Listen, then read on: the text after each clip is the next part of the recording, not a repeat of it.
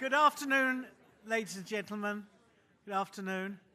And just before I introduce our next illustrious speaker, let me mention something that followed on from a question following Tash Genman's brilliant talk before lunch about who's buried in that cemetery. Well, if you come here in September, you will encounter groups of Haredim coming to mark the yahrzeit of Rabbi Yaakov Orleans, who is a noted Tosafist, mentioned in the Gemara over 100 times. So serious sage, and allegedly the person who invented, discovered, innovated the concept of the Shabbos Goy, because he visited London and thought, oh, it's damp, it's cold, you've got to have a fire on Shabbat, so you can ask a Christian neighbour to do it as a favour, not as an employee, as a favour.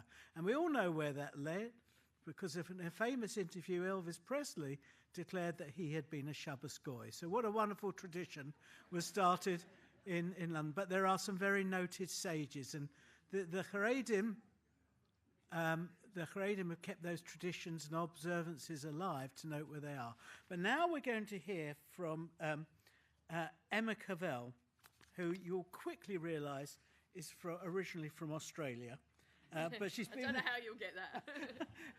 She's going to talk about Jewish women in the towns and cities of 13th century England, because there are a lot of assumptions we all make about the role and position of women in that period. And of course, the Jewish women will learn if it was materially different.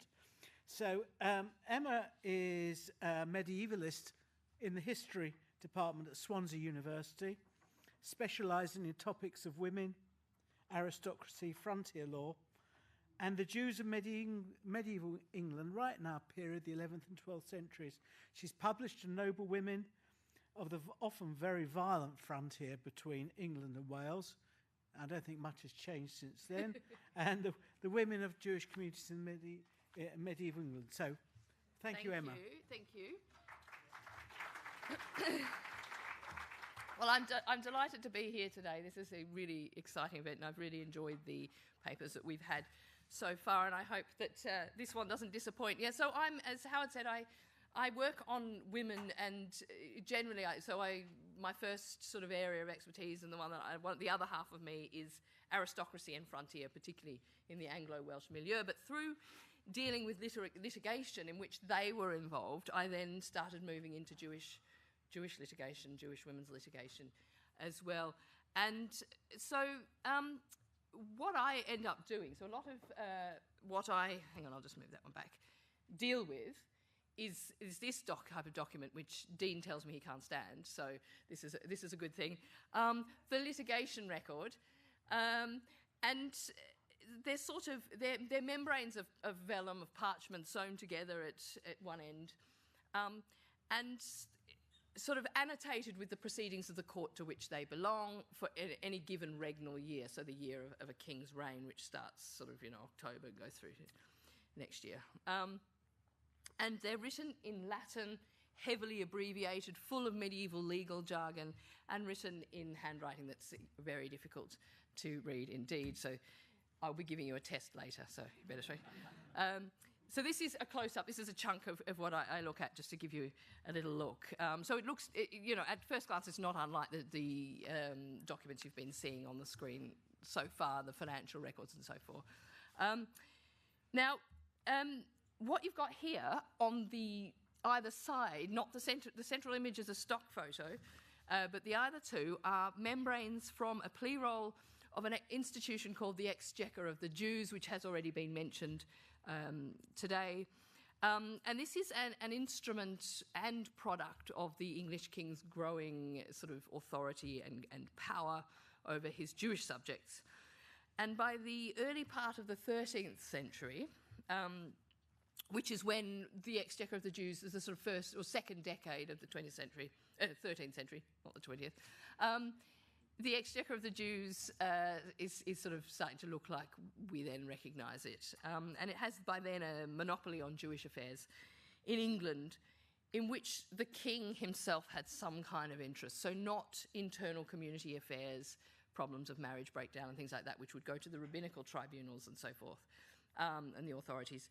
Anything that the king has an interest in. So it had general oversight of the Jews of England and responsibility for collecting most Jewish debts that fell to the king, but not tallages, not that arbitrary taxation that the English king would impose upon his subjects, and loved imposing in, very heavily on his Jewish subjects as time wore on heavier. It had a it was managed by the chiefly or usually Christian justices of the Jews, and they sat on a termly basis in Westminster. That's where they were based. And for much of the institution's existence, the justices of the Jews were advised by the chief rabbi of England. That kind of comes to an end towards the end of Jewish time in England, but the chief rabbi had an advisory role.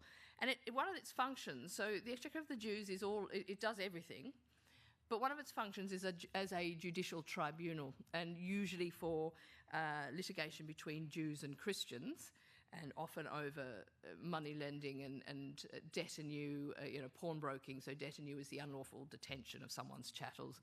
So it'd be pawnbroking deals gone wrong, that kind of thing. But it also prosecuted Jews' involvement in crime and more minor infractions. And believe it or not, they were involved in these sorts of things as well. And it's not the only law courts within the king's jurisdiction. So we talk about the jurisdiction operated by the English king. It's not the only law court they can and did use, but by the sort of second decade of the 13th century, it really has become the main venue for a lot of the litigation. Now, unfortunately, unlike a lot of the common law courts, the other courts within the king's jurisdiction, a lot of plea rolls for the Exchequer of the Jews have been lost or deliberately destroyed. And so we have very few indeed for the earlier part of the 13th century, and really sort of only meaningful consecutive survivals by the time we get to about the 70s, the 1270s, and we have nothing at all much for most of the 1280s, and then the expulsion occurs in 1290. So in terms of Jewish women, they were, like Jewish men and Christians of both sexes, active litigants who turned to the king's law courts to regulate their financial affairs, to seek justice against those who have wronged them, to sort of defend themselves against accusations of misbehaviour or financial misdealing or any kind of misbehaviour. And so we do see the Jewish women in these plea rolls. So what I'm interested in today, and what I thought I would do today, is what the human stories are that we might get from these. So some of the stories would be quite involved and quite fantastical and so forth. But what I'm interested in, and always have been, is the human aspect. And I think Dean mentioned this in his thing, that the sort of records of lending are not merely financial accounts. They will tell us about people, if you care to look. So in the formulaic and standardised and heavily abbreviated Latin of the litigation records, themselves generated in response to the ritualised dance, you could call it that, of pleading in the law courts, or the structured oral delivery of a verdict of an inquest, lie these case-specific details that shed light on the parties involved, their activities, and on the human cost of intra-community conflict, is what we'll be seeing a fair bit of today. And they provide invaluable insights into Jewish life in England in the 13th century and multiple aspects of the experience of the Jewish diaspora in medieval northwestern Europe, so Ashkenaz generally, more broadly. So certain types of plea are very, very good for doing this. So it is that it's the pleas relating to violence and disorder of any description and so forth, however it is prosecuted, that are preserved on the membranes of the Exchequer of the Jews plea rolls, or indeed it would be the same for the common law courts, they have such a richness of detail that really stands in contrast to the much briefer, drier, shorter, and far, far more frequent records relating to Jewish debt and the likes of sort of financial records. And it certainly is the case that women, Jewish women, appear just like Christian women, appear far less frequently in the roles in our records of litigation than men. So, as I mentioned earlier in discussion, the ratio is no more than about 5 to 1, 5 men to 1 woman, for Christians or Jews across a range of courts for which we have data. Courts within the King's jurisdiction, local, manorial or urban courts and that kind of thing. It's always, it shifts, but it's always no more than about 20%, I'd say. And it's the same for the Jews. So we can mine these. So despite that, what we can do is mine these more descriptive, and knowing too that we've lost a lot of plea rolls of the Exchequer of the Jews, we can mine these more descriptive entries for insight into women and their activities, their places within their communities, and their movements within and between these Christian-dominated urban environments. So what I thought I would do is today take you through 3 stories. They are quite complex and involved, so hopefully you'll be able to follow. I'll put cast lists up on the... these are 3 stories in which women are involved in some way, but you'll see the stories are more about the men than the women, but you'll see the women. And some of the women are the litigants. And I'll tell you the stories first. They're in 3 different towns/cities of England, and we'll end up in London briefly, so you will get some London in here. And then after I've told the stories, in the remaining time, provided I don't go over, I'll reflect a little bit on the sorts of things I look for, to what we can find out about Jewish women, what I would be looking for and writing about in my publications. And one of the stories will be the focus of a publication coming out. It'll come out shortly. I'll just put this out of the way. So we'll start off in Gloucester. Now, I'm afraid I've had to go with John Speed, so he's a little out of date, but, we're not yet... so we still have this sort of medieval... In fact, I believe Swansea was still the medieval layout until the Second World War, so we should be all right, more or less. We begin in Gloucester in the year 1220, at a time when the jury, having started small, was thriving and home to some pretty wealthy individuals, and these included 3 widows, and the daughter whom you see up there, and the daughter of one of them. And for the most part, the women of the tales that I'm going to tell you are not known outside the plea rolls. Often that's the case. A lot of the women that I get at, we've got our Lucretias and our Mirabelles, she's an exception. We get our women that stand out, we know about. But the plea rolls will often bring you face to face with women whose the only record we have left is what's in the surviving plea rolls. And they're not necessarily financiers or anything like that. So for the most part, that's the case. Mirabelle will intrude herself into one of our cases quite deliberately. She intrudes herself. She is an exception, and this is possibly thought to be a caricature of Mirabelle in the fine roll, the margins of one of the fine rolls for the year 17 to 18, which is the second year of the reign of Henry III, which is what I mean by a regnal year. It straddles a calendar year, a Gregorian calendar year. It would be. And so this tale, the first tale is about a woman called Cometissa. Cometissa or Contessa is a not uncommon name amongst Jewish women in England and probably the continent as well. She was widowed in strange circumstances sometime before February 1220. Her husband Solomon died a day or so after he fell from the top of the tower of Gloucester Castle, where he'd been imprisoned awaiting trial on charges of malicious wounding. So I've just got another version of the map here. It doesn't look like... They're meant to be lines. Never mind. They're meant to be lines directing you to the places, but we've got a cathedral. We can sort of see up there in the middle. The jury with the synagogue was sort of equidistant between the castle down in this corner and the cathedral, more or less. It sort of sits over there.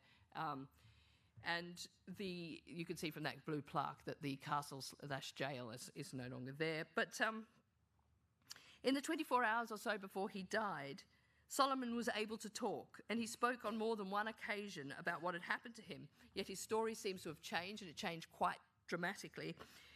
Cometissa, his wife, found herself caught up in her husband's torment, for she was among those who attended him after he fell, and was on one occasion accused by her husband of procuring his death, although he quickly retracted that statement.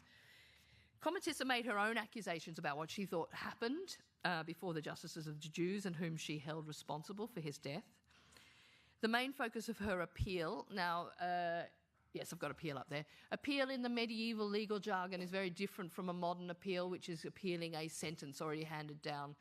In the medieval period, it is a private prosecution for felony in the common law system, or the system used by the Jews in the king's jurisdiction. I prosecute you for a felony myself, and that's called my appeal. I appeal you. So that's when I talk about appeals, that's what I'm talking about. The main focus of her appeal was a fellow Gloucester Jew, Abraham Gabay, the man her husband Solomon had actually been imprisoned allegedly for malicious wounding. And so obviously all was not well in the Gloucester Jewish community at that time. Events were set in motion when Solomon was arrested and imprisoned in Gloucester Castle, likely in the opening weeks of 1220, on a charge of maliciously wounding Abraham Gabay. While held in Gloucester Castle awaiting his day in court, which was to have been mid-June of that year, Solomon fell from the top of the tower. Following some earlier entries... Actually, do I have the... There you are. I did actually... I couldn't get Solomon, unfortunately, but there's an illustrative. And I think that's meant to be Gloucester Castle when it was still... But it may equally not be. But how anyone survives falling from that, I don't know. But we will... He did, and that's the sad story. So, following some earlier entries relating to the case, there is, under the Easter law term, so roughly mid-April to mid-May 1220, an extended entry beginning with Cometissa's complaint, her oath that Solomon was indeed dead, because she had to swear that he was dead before she could take it any further, and a notice of her intention to prosecute Abraham Gabay, as well as some accomplices that she singles out, and these are chaps called Andrew, that's all we know, Gilbert the beer server, and 3 others who are never named. They're just 3 others. So I'll put the cast up there again. I was going to put it up earlier, but here it is. So these are all the people that I'll be talking about. In the same lengthy entry, which clearly draws together a number of different aspects of this case, and such is the nature of a plea roll, particularly this is one of the earliest ones, and, so the system is still getting going, really. And it's noted next in this entry that the sheriffs of Gloucestershire and Herefordshire have been ordered to empanel jurors to survey and record all of Abraham's possessions. So this is the guy that Solomon's adversary and Cometissa's. Survey and tally up the value of all of Abraham's chattels, all his instruments of loans and money owed to him in Herefordshire and Gloucestershire. So he's clearly a wealthy lender with irons in both county fires. And all the chattels had to be seasoned and impounded so that neither he nor anyone else could have access to them. And then the sheriffs had to notify the exchequer of the Jews, the justices of the Jews, on a given date that they'd done this. And I think the given date is July the 1st, if I remember, of 2020, 1220. If I say 2020, just think 12. I keep saying it. Abraham himself could not have been taken into custody in the manner that Solomon had been, because unlike Solomon, who'd been accused of maliciously wounding Abraham's not being accused of wounding Cometissa. She's holding him responsible for the death of her husband. So Abraham can only be attached, is the jargon, arrested essentially through his chattels. But given the sort of extent to which he's to have no access to them, that's pretty limiting. Next, this entry records statements made by Isaac, son-in-law of Mirabell of Gloucester, who's going to start showing up.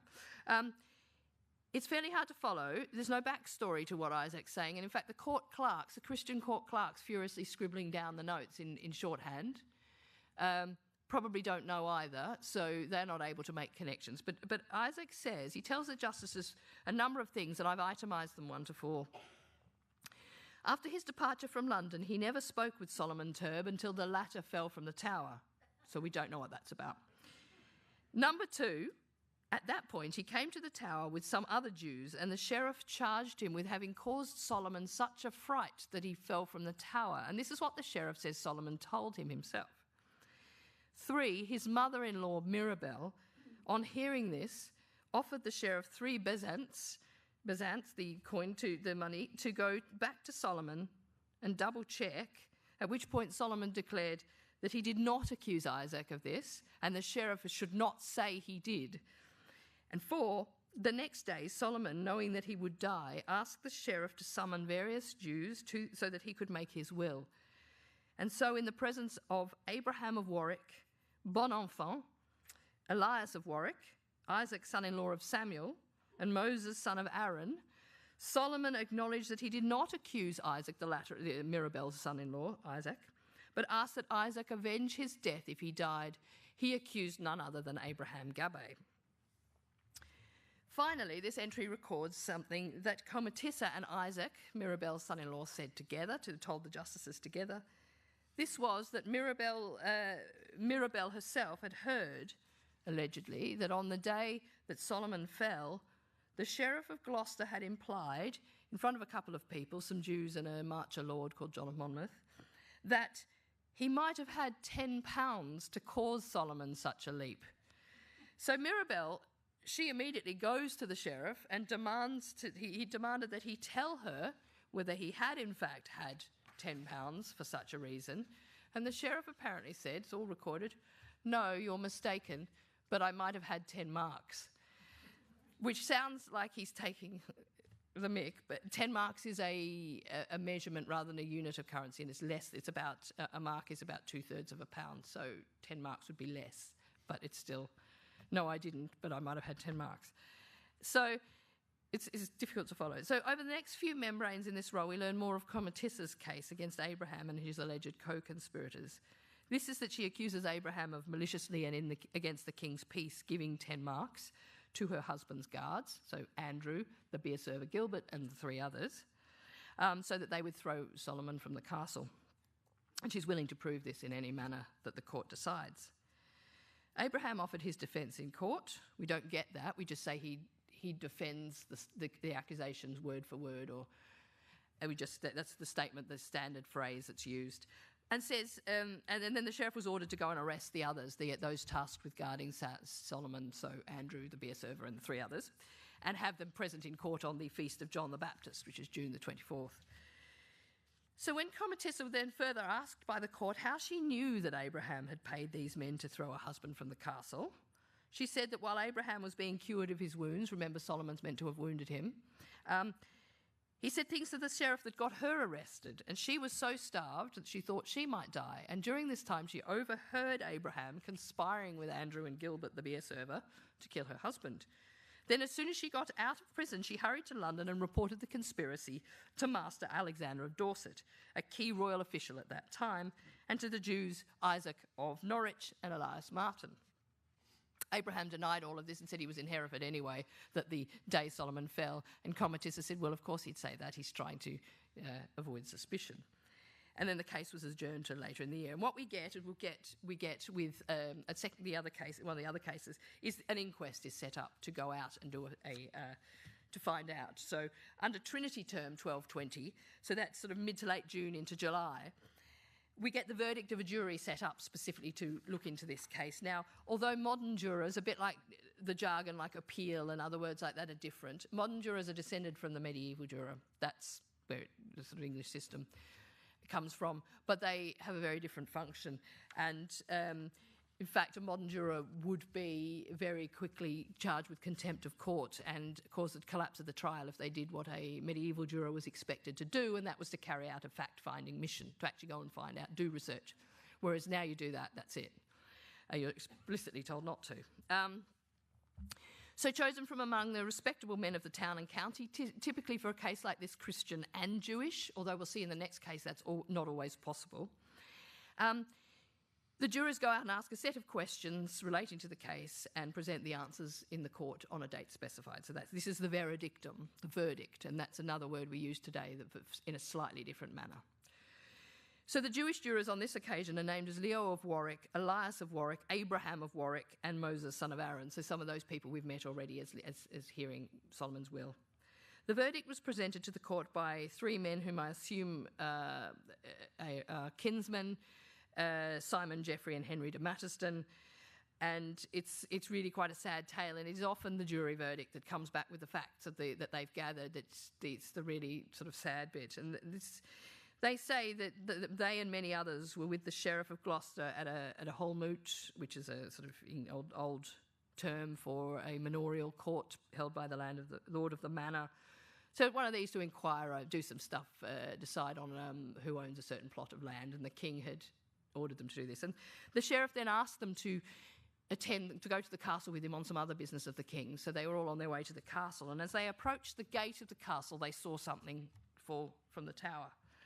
And they discussed among themselves whether it was a man or a piece of clothing or something like that. So they'd seen something and they didn't know what they'd seen. So the sheriff told the porter at the castle gate to quickly go and find out what had happened, what was going on, and he returned to say that it was the Jew imprisoned in the tower that had fallen.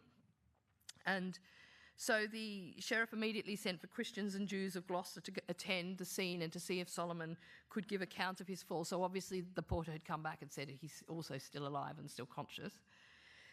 Solomon was clearly dying and distressed, and he makes a series of contradictory statements. He says that he fell of his own accord, seeking salvation in the manner of King Saul. So he says, just like Saul took his own life and thereby gained salvation, I too was doing that. Then he then asked if he charged anyone with pushing him. He said no. Then Comatissa actually reached the scene. She must have been notified. She arrived on the scene, and he suddenly started saying over and over again, "Flee hence, for it is because of thy plot that I am slain." This is the English translation of the Latin. Basically, you've had me killed. And then the next day, which was the Saturday, the sheriff sent the constable and Simon de Matterston to speak to Solomon again and to sort of try and get more from him and ask him if he wants to prosecute anyone for his death. And he says that he accuses Abraham Gabay and no one else. So the jurors were asked by the court whether they suspected anyone of Solomon's death, namely whether anyone had taken money for it, and they say no, they don't. There's nothing like that. They were also asked whether any Jew had spoken with Solomon in the tower before he fell. They said no. The Jewish jurors are then asked, said that they likewise said they knew of no one who had spoken to Solomon in the tower either before or after his fall, until the sheriff sent for the Jews of Gloucester to attend the scene. So that was the first point at which Jews of Gloucester actually spoke to Solomon, and nor had they heard of anyone accused of Solomon's death. And asked if they know whether Solomon was pushed out of the tower or not, they say that they know he was not pushed, but fell of his own accord. They add that they know that Abraham Gabay did not in any way cause Solomon's death. Being also asked if on Saturday they'd heard anything about Solomon's appeal of Abraham Gabay for his death, and they said they'd neither heard nor knew anything about that. And so, the story ends here because we don't, and as often happens in the plea rolls, we don't have any more of that story, but we can't know really what was going on. But it's clear that Comatissa, in bringing this case, clearly felt someone had to be held accountable, and we'll return to Comatissa towards the end. And it may well be that she couldn't accept the possibility that he's taken his own life. It's difficult to say, and that's why I was interested in Tasha's talk earlier and the story of the compassionate response to the Jew who committed suicide. I don't think the medieval Christians would have been anywhere near as compassionate of a suicide victim. Now, this is sadly what's left on the site, so some of the characters that you've just heard about will turn up now in Warwick, and we have here the stories you'll be pleased to hear get shorter as I tell them. They're not all quite as long. Otherwise, we'll be here all day. Now in Warwick, we have a harrowing story of a violent assault. So we're in Warwick again. There's John Speed's helping us out, and the jury's not marked, but the jury is. It should be marked. Can you see an A and a B? I don't know if you see. The B is Jury Street, and A is the High Street, and they're contiguous, and the Jewish activities take place along there that we talk about.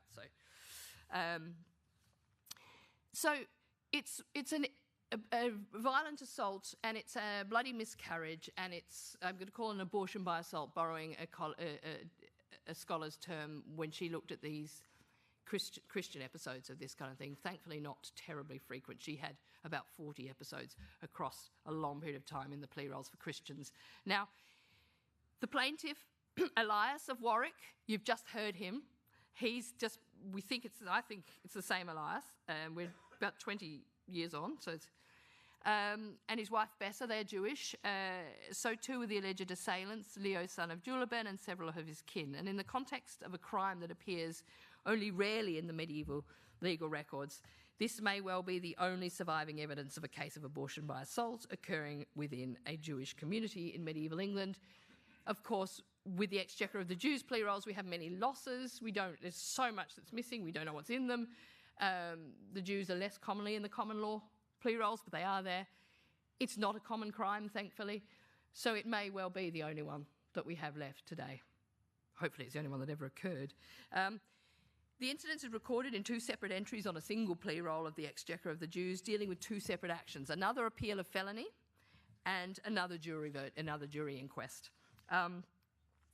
So Elias brings the appeal of felony on behalf of Bessa against Leo and his family, and then the inquest is set out to find out what really happened on the streets of Warwick in that September day in 1244. So Elias's appeal came to the attention of the King's Justices in Michaelmas term of 1244, so that's somewhere between the first week of October and the first day or 2 of December. The names of those he appealed are Leo, son of Juleben, Leo's daughter Antera, and son-in-law Elias. This Elias's wife Sig, or Sigga, I'm not sure what the correct pronunciation is, but that's another of Leo's daughters. And one Elias, son of Juleben, who may well have been Leo's brother. Having been taken into custody by the sheriff, the family was brought to court to answer the appeal. Now, Elias's opening complaint in his appeal was as follows: on Monday next before the feast of St. Matthew the Apostle, a little after noon, so that's just, even I don't know, I had to find out what that was, just after 3 o'clock in the afternoon, on Monday the 19th of September 1244, the said Leo and others came upon his wife Bessa on the high street. They assaulted her so viciously that she miscarried her child. They also took from her a gold buckle and 8 gold rings to the value of 10 marks. Elias declared himself ready to prove his claims by the country or by his body, which is legal jargon for by a jury inquest, or by judicial combat. And I don't have time to go into that. But anyone who wants to ask me about that can. Or whatever the court should decide. Leo and his family, or their pleader, because these people often have, Christians and Jews, everything in court, you have someone who knows how to plead in French. The ordinary Christian doesn't know how to plead either. They have these people doing it for them. So Leo and his family, or their pleader, just like Elias probably had one, issued their defence, denying each of Elias's claims. They also rejected the idea that they should have to answer Elias at all, since he was talking about something that happened to his wife, and she was alive, so could prosecute. They asked, moreover, that the court allow in their favour the fact that Elias had neither seen nor heard anything of which he was complaining. And Elias responded that this was a matter of felony done against his chattels and his child and his chattels taken from his wife. To this, the defendants asked the court to consider that none of the chattels Elias said were taken were ever found in their possession. Expressing a wish to acknowledge the truth, as they called it, Leo and the others gave a dramatically different account of what had happened. In this, Bessa was the aggressor, and Leo's family entirely innocent. Leo's daughter Antera, they alleged, had been passing through the town when Bessa, with others, unnamed, encountered her and launched an attack, chewing on Antera's nose and ears.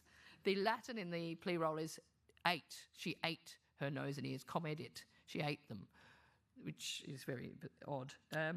They said that Leo's wife, introduced here for the first time, this is the first time we hear of the wife, had come to Antera's aid, and none had laid a finger on Bessa, and they asked for an inquest into this matter.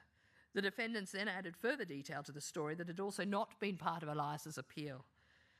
And it's not very pleasant. After attacking Antera, Bessa went home and smeared herself with animal blood, caused it to be sprinkled around the bed, and then lay down on the bed. So the implication of their assertion is clear. There wasn't a miscarriage, and Bessa had staged the whole ghastly scene, and they asked for an inquest into this matter as well.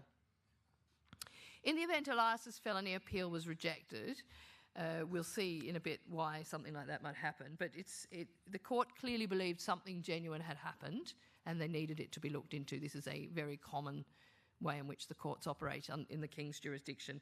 Dismiss the appeal, it's very hard to win. Order an inquest to prosecute what clearly is a genuine case. The inquest was slated for Friday the 20th of January 1245, which was the octave of St Hilary, in the county court, and was to be undertaken by 6 Christian men of the city of Warwick and 6 from the wider county. So we haven't any Jews here, and I'll address that in a bit. In the meantime, Leo and his 2 daughters, Antera and Sig, were delivered to the Constable of the Tower of London to await the next stage of proceedings, and we don't really know. That's the only ones that are mentioned. We don't know what happened to the other defendants at this point. The results of the inquest presented before the justices of the Jews on the octave of the purification of the Blessed Mary, which fell on Thursday the 9th of February in 1245. Although we may have assumed Elias's appeal was fashioned to show his adversaries in the worst possible light and his wife as blameless, in fact, the jury verdict very much mirrors the details, mirrors what Elias says, and even adds some additional details, including some additional participants.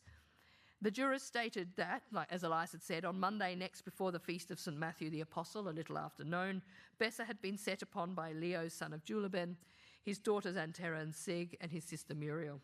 The confrontation had occurred at the door of Elias's synagogue. Interesting detail.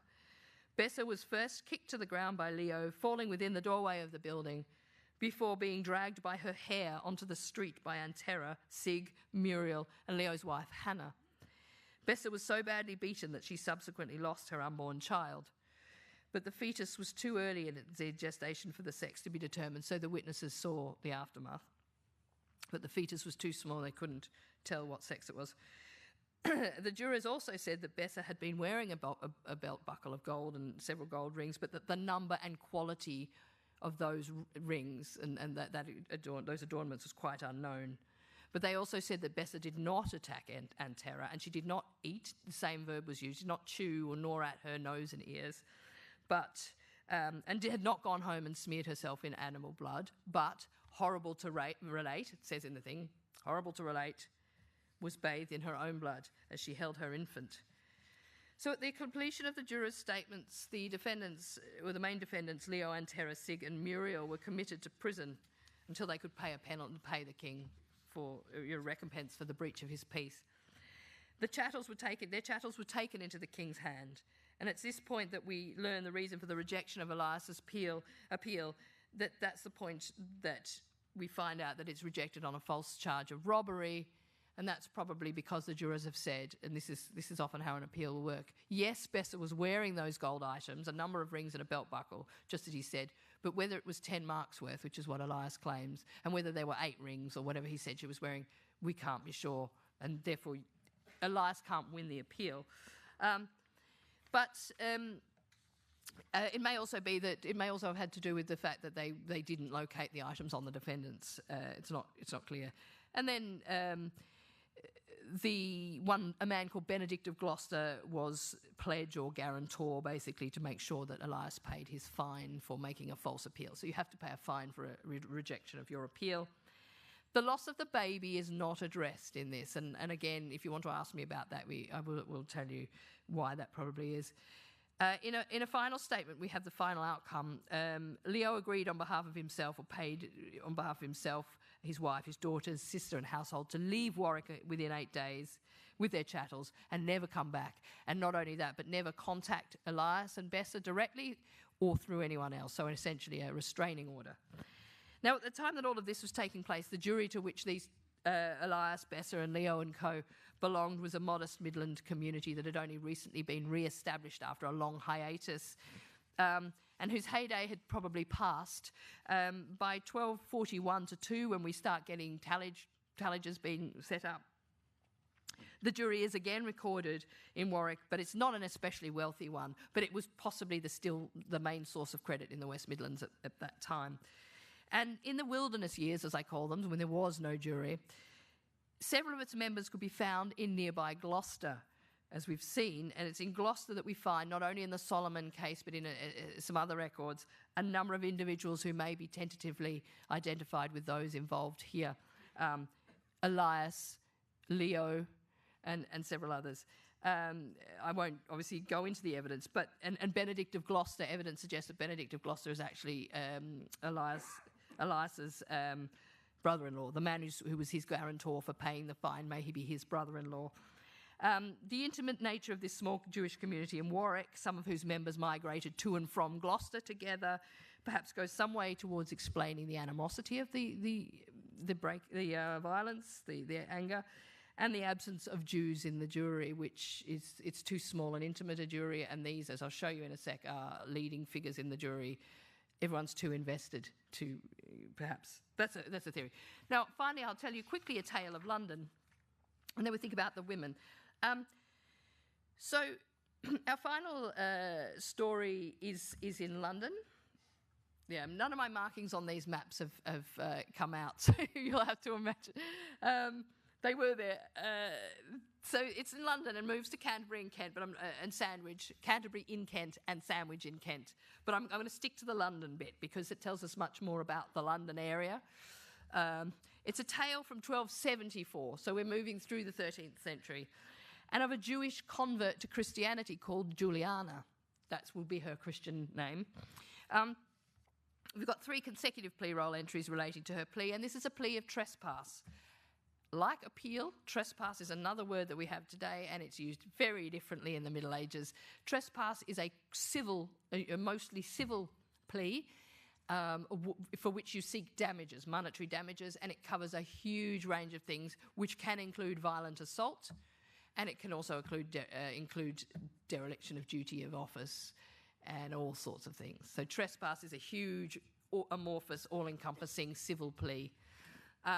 So now we just think about sort of walking on someone's land or going into their garden shed without permission, but it's very much more than that in the Middle Ages, and it's a much easier type of action to win than an appeal. So this is the first entry tells us what Julia. So in Michaelmas, they're the pleas of Michaelmas Quindine, which is October the 13th of 1274. She says that a few weeks earlier, the event had taken a few weeks earlier, she was in the Jewish quarter in the heart of London between Cheapside and what is now Gresham Street, formerly Cat Street. Cat Street runs, see this, through the middle up there is Cat Street, Cheapside. Much of this is the Jewish area, though we've seen they don't confine themselves to areas, but this is where a lot of the dwellings and everything are, the synagogues. So it's a modern postcode district of EC2, I understand. 9 members of the London Jewish community were attached, so seized, arrested, to answer a plea of trespass initiated by Juliana, a convert to Christianity and presumably a former member of the same London Jewish community. Those arrested comprised 3 married couples and another 3 individuals listed up there. So again, married couples, women involved and everything like that. According to her complaint, Juliana had been entrusted with the care of a woman called Roesia and was by the penitentiaries of St. Paul, so a sort of penitential Christian brethren group. Juliana was to instruct her charge in the Christian faith, as Roesia was also a convert.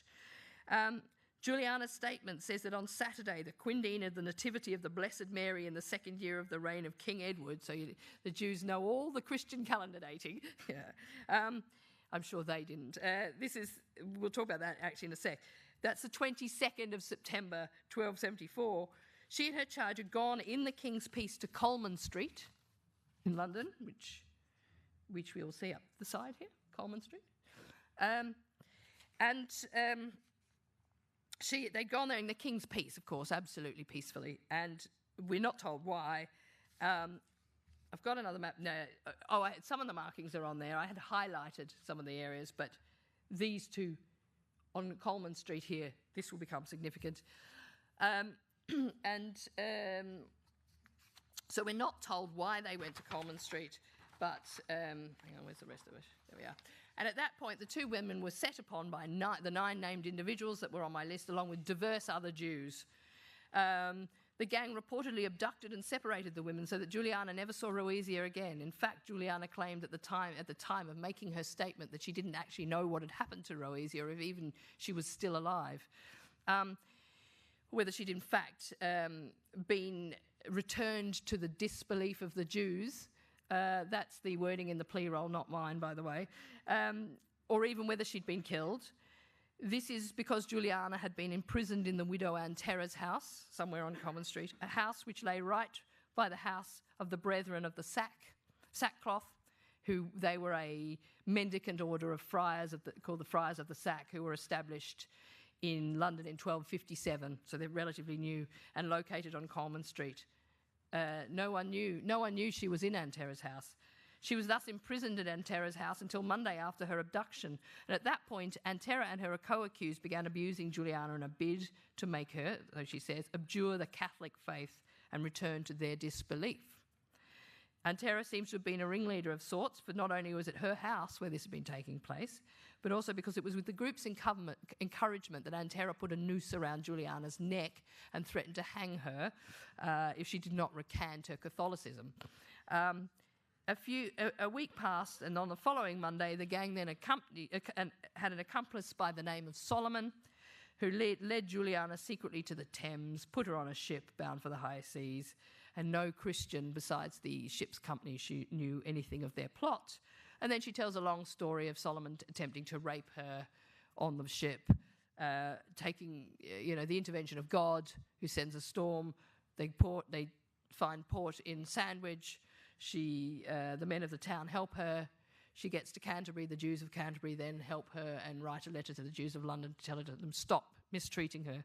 And for all of this, she claims, she asks for 1,000 marks in compensation. Now, that's roughly £667, medieval pounds. So it's an extraordinary amount of money. And both parties agree to a jury trial. Now, in the final entry relating to this case, she withdraws her plea.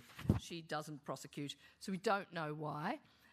It not necessarily a blatant attempt at extortion, as the Edwardian editor in 1905 claimed that she was obviously just trying to extort the community and, that we should take no notice of her. We can't know this, but we'll leave Juliana and her tormentors there. So what I just want to quickly do now is think about what I like to look at tales like this for, to find out about women, and to see, we see them in their communities. And the small Warwick jury, for instance, we've got this dispute between a husband and wife on one hand, and on the other a sort of paterfamilias and a large number of his close kin. And all of them are implicated to greater and lesser degree in the dispute.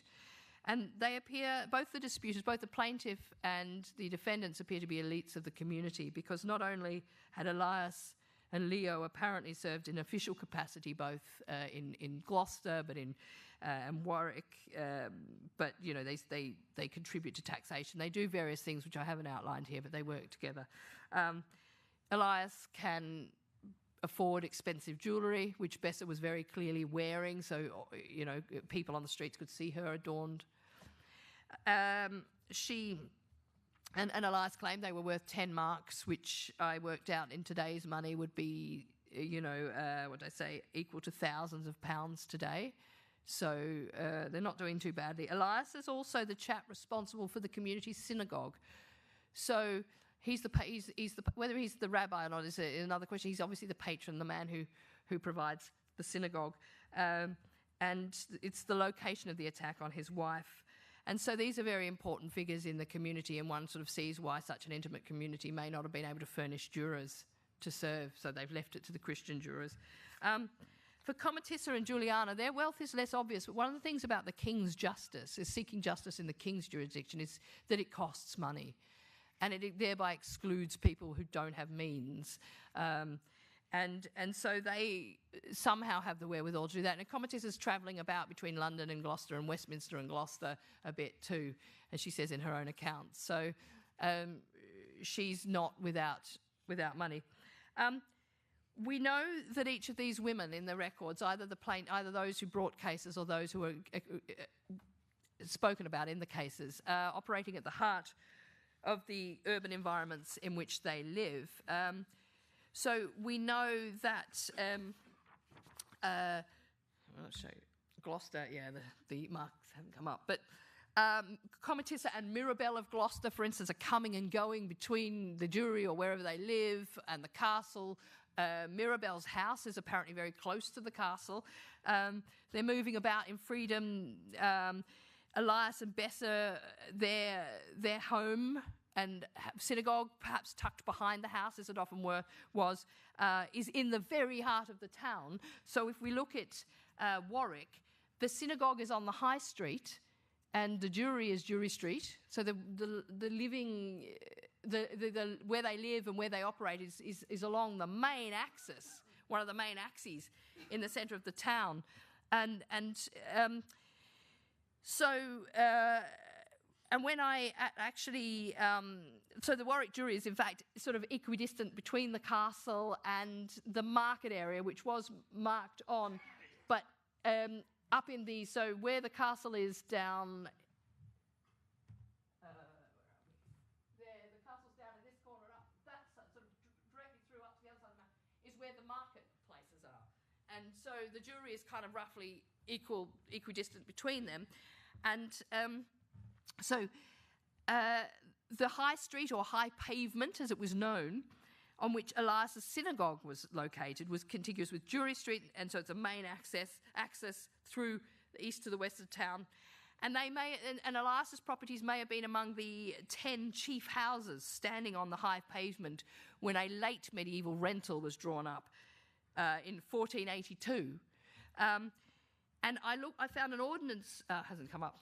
There was an ordnance survey map on that page of Warwick from 1887.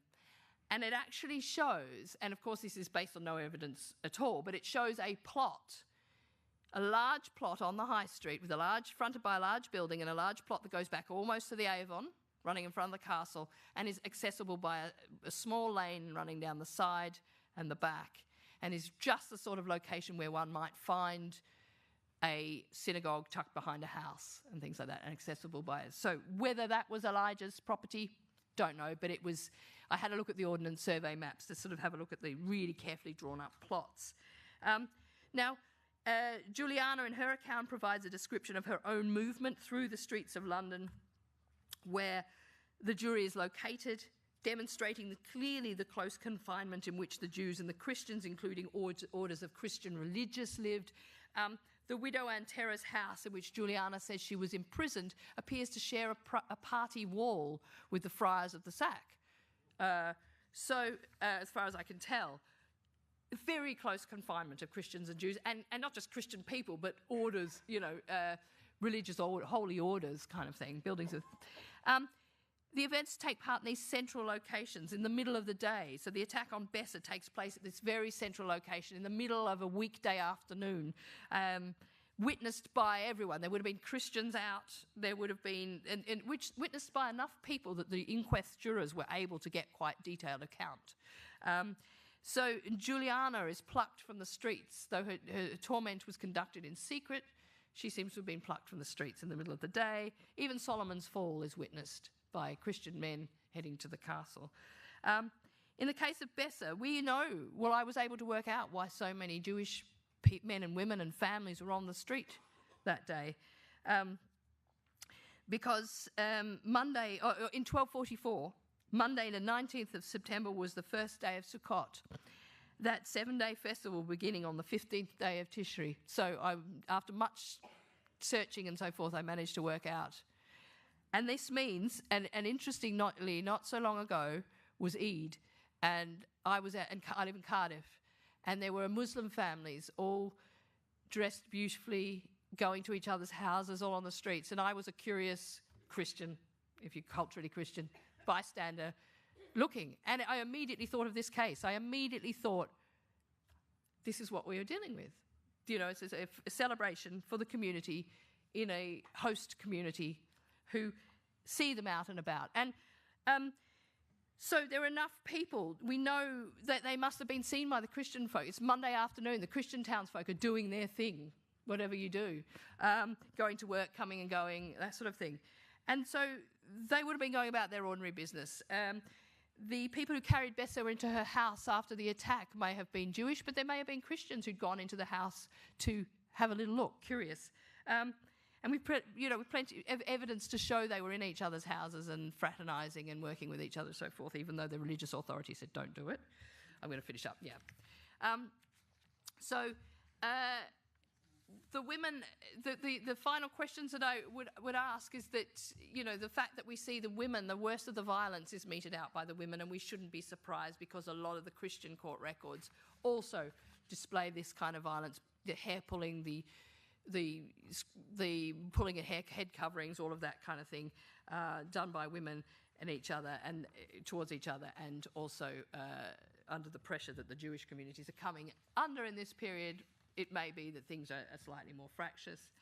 And certainly we see the Jewish women as very fallible, very far from hidden away in domestic seclusion in the way that the rabbinical authorities sort of promoted. And I won't go into it here because we can ask questions about it, but one of the things that is really important is seeing the way in which they navigate the Christian judicial system and the way in which they have to frame everything in these, you've seen in these feast days, the law terms, everything, the very pegs on which the memory of these events is hung for the purposes of the court are Christian feast days, etc. So the Jews have to have advice, some sort of familiarity, and in fact many of them work with Christians as lenders and so forth, so they're going to have a familiarity anyway. But I'll leave the women there, and anything you want to know you can ask me about. The stories took rather too long, but there's lots of things to find out about women from these stories, so I shall leave it there. Thank you.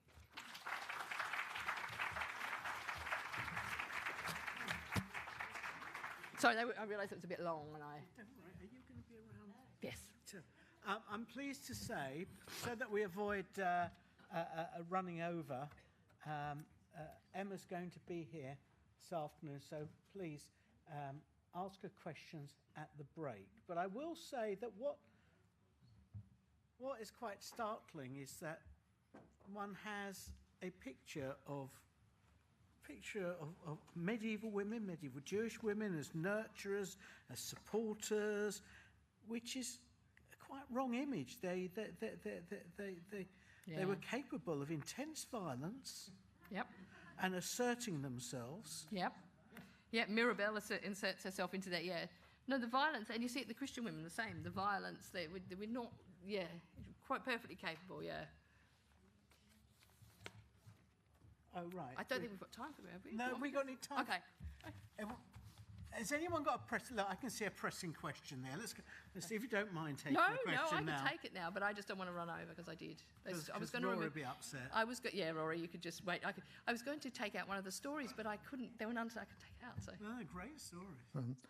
Given the general status of women in medieval times, in what was generally a patriarchal society, for example, they were still hundreds of years away from getting the vote. Is it not surprising, if not inconsistent, that women were actually given the right to bring proceedings in their own name? No. So this is the big thing. There's a lot of sort of apprehensions about the medieval past. I would rather live, I think, in that period that I was talking about than, say, the 18th century, as a woman, I mean. But women did and could. And the other thing about the formation of the king's law at this time, whether it's common law or whether it's the jury law or the exchequer of the Jews, it's just getting going. It's flexible. It's plastic. What the rule book says, so what some of our treatise writers like Bracton and Glanville, and anyone who studies common law will know them, say is the way things should happen, isn't necessarily what the judges will, the justices will allow in court.